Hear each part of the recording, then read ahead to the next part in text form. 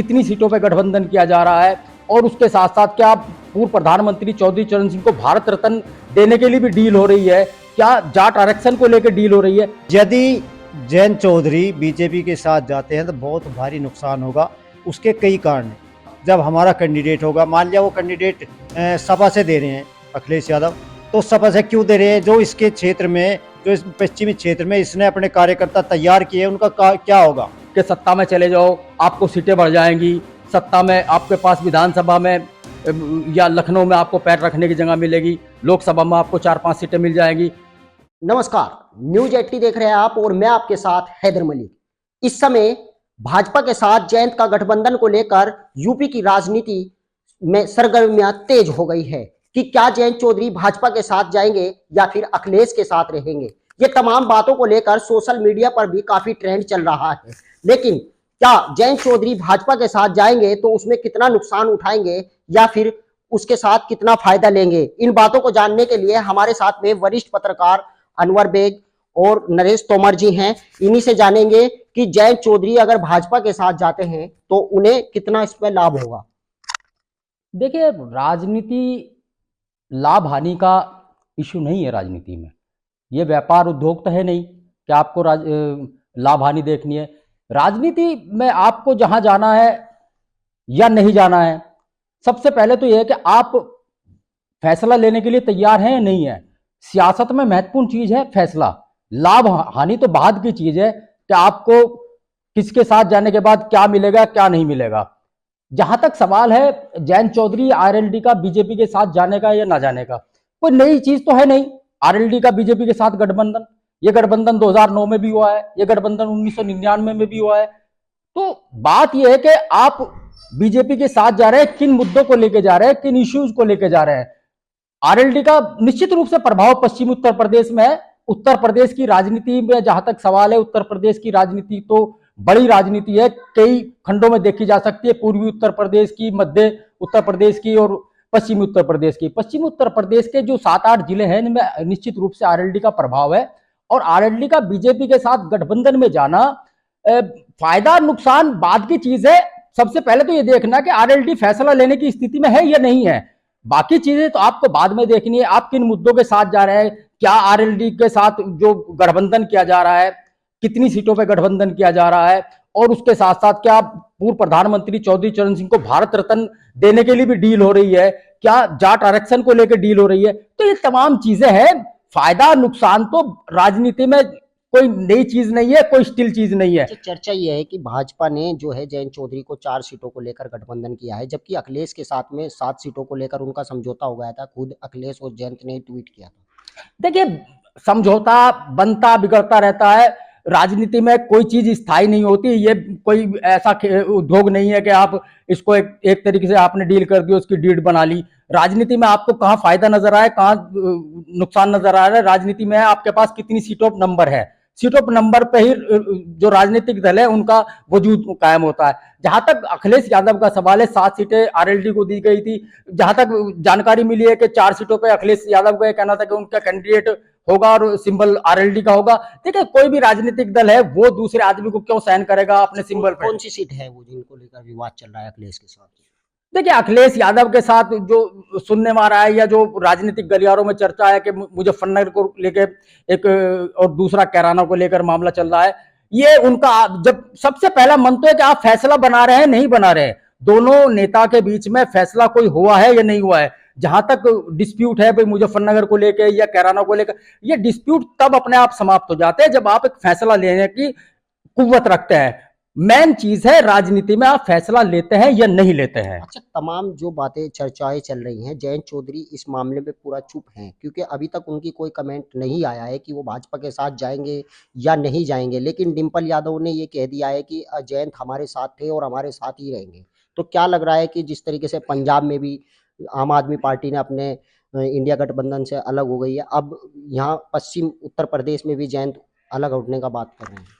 देखिए, जहां तक इसकी बात है कि आरएलडी ने अभी कोई ऑफिशियली बयान अपना नहीं दिया है, निश्चित रूप से कोई ऑफिशियली बयान नहीं दिया जाएगा। ये तमाम चीजें हवा में घूमती रहेगी। एक राजनीति में साइकोलॉजिकल प्रेशर भी होता है। हो सकता है आरएलडी कि ये तमाम चीजें जो सोशल मीडिया पर या चर्चाओं में आ रही है, इस बात को लेकर आ रही है अखिलेश यादव पे प्रेशर बनाया जाए, जो 7 सीटें उन 7 सीटों को 10 में कन्वर्ट किया जाए। क्योंकि निश्चित रूप से उत्तर प्रदेश में यदि आरएलडी बीजेपी के साथ गठबंधन करती है तो समाजवादी को बड़ा नुकसान हो जाएगा, और समाजवादी ये बात समझती है कि समाजवादी के पास इतना बड़ा प्रेशर का पश्चिम उत्तर प्रदेश में कोई दल नहीं है। चूंकि बसपा अपने आप में पहले से ही जमीन पर है, बसपा का कोई वजूद बन नहीं पा रहा है या बना नहीं पा रही मायावती, तो निश्चित रूप से अखिलेश यादव को इस पर विचार करना पड़ेगा। हो सकता है राजनीतिक रूप से ये साइकोलॉजिकल प्रेशर जयंत चौधरी अखिलेश यादव पर बनाना चाह रहे हो। बिल्कुल, आप ये बताइए कि अगर जयंत चौधरी भाजपा के साथ जाते हैं तो जो राजनीति में जो उन्होंने अपना हिंदू मुस्लिम और जो दलित जोड़ने वाला, किसानों को जोड़ने वाला बनाया था, क्या उस पर क्या प्रभाव पड़ेगा? क्योंकि ऐसे काफी मुद्दे हैं, क्योंकि जयंत चौधरी ने भी किसानों के मुद्दे उठाए हैं, किसान आंदोलन भी चला और भारत रत्न की भी बात की गई थी। इन पर क्या कहेंगे? इस पर ये कहेंगे कि अक्सर राष्ट्रीय लोकदल का जो वोटर है वो जाट और मुस्लिम है, और जाट और मुस्लिम का समीकरण ही राष्ट्रीय लोकदल की रीढ़ है। जैसे 2009 में चौधरी अजीत सिंह ने बीजेपी से समझौता करके चुनाव लड़ा था, ये उस टाइम पे बहुत कम मार्जिन थी, लेकिन उसके बाद 2014 का जो चुनाव लड़ा वो केवल इसी फैक्टर पर लड़ा गया था, वोटर ने इस फैक्टर पर लड़ा कि ये बीजेपी से कहीं समझौता ना कर ले। तो तीसरे नंबर पर आने का मतलब यही था। यदि जयंत चौधरी बीजेपी के साथ जाते हैं तो बहुत भारी नुकसान होगा। उसके कई कारण हैं। पहला कारण तो यह है कि मुस्लिम वोटर हट जाएगा।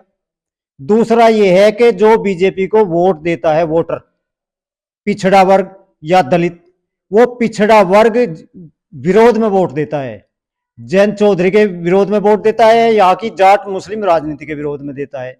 जो वोटर वो क्या ये राष्ट्रीय लोकदल को वोट दे देगा? अगर यहाँ से बसपा ने अपना कैंडिडेट खड़ा कर दिया या सपा ने अपना कैंडिडेट खड़ा कर दिया, उधर कूद जाएगा, इसके पास फिर वही रह जाएंगी। तो मुझे नहीं संभावना लगती कि जयंत चौधरी इस तरह का कदम उठाएंगे। ये संभावना है कि राजनीति में इस तरह के चलते हैं मुद्दे, और न तो जयंत चौधरी ने जब से ये टेलीविजन पे या सोशल मीडिया पे चल रही है बातचीत तक में, ये सूत्र, वे भी सूत्र लिखते हैं, तो उन्होंने चौधरी जयंत सिंह ने न तो इनका खंडन किया और न इनकी हाँ की, तो अभी मामला गर्भ में है। अच्छा, तो तमाम बातें हैं, जैसे डॉक्टर सत्यपाल सिंह जो बॉम्बे के कमिश्नर रहे हैं, बागपत से सांसद भी हैं, 2 योजना से वो सांसद रह चुके हैं, लेकिन जो 4 सीटों की बात आ रही है, तो मुजफ्फरनगर है, चाहे वो संजीव बालियान जी हो या बागपत से सांसद सत्यपाल सिंह हो, तो अगर भाजपा के साथ जयंत जाते हैं तो इन लोगों को कहाँ भेजेंगे?